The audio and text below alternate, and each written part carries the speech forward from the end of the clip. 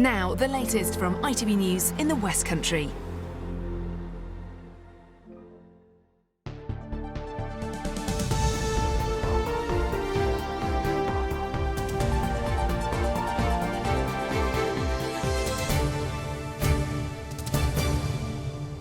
Hello and welcome to ITV News West Country with Claire and David. Thank you so much for joining us. The headlines this Monday evening. A Cotswold beauty spot ruined by rubbish. A councillor voices her outrage. Hot and cold with anger. Really, really hot and cold. I'm here regularly walking and I just love this patch. And it's an assault on something I love. A run and peace walk held in Gloucester in memory of teenager Romani Crosby and others who've lost their lives to knife crime. The only way I can deal with it is I imagine that he's still at college and that he's going to come home one day. You know, he's going to come home at the end of the day, and that's how I get through each day. It comes as the new Chief Constable of Wiltshire Police takes office and vows to clamp down on knife crime. Also tonight, 5 years since Bristol City last faced Manchester City and lost. We'll have the build-up ahead of tomorrow's repeat as the Robins want revenge. And made in Italy and touring the West Country. We catch up with Strictly's Giovanni as the Latin dance champion brings his show to our region.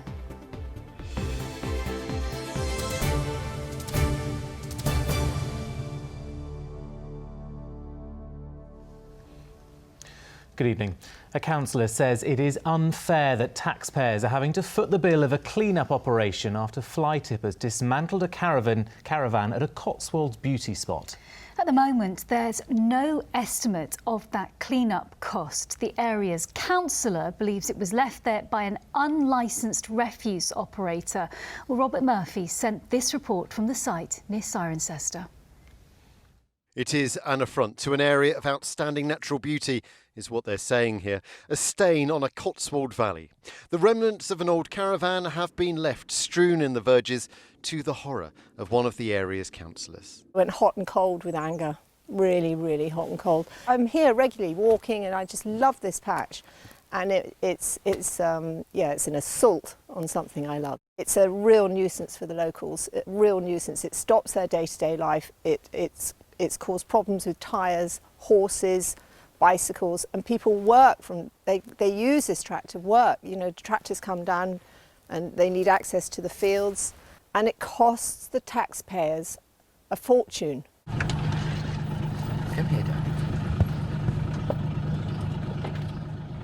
Orb Andrews uses this lane every day to get to his son's farm. He says he's worried about the perils of this and other fly tipping spots. It's extremely dangerous because, you know, we're driving over it and ripping our tyres around with it, and punctures and everything else. I mean, it's really crazy to just abuse the land like this. Councillor Judd believes the caravan was dumped here by an unlicensed refuse operator who saw this remote spot as a chance to make some quick money.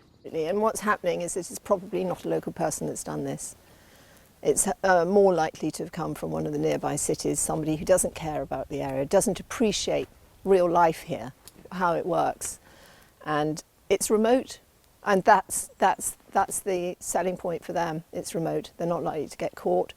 There aren't exactly CCTV cameras everywhere in a valley like this. Investigators will look to see if there's paperwork, number plates or other identifying information to trace either the caravan's owners or the people who dumped it here. People who, by avoiding the cost of scrapping, have passed the cost to the taxpayer. Robert Murphy, ITV News.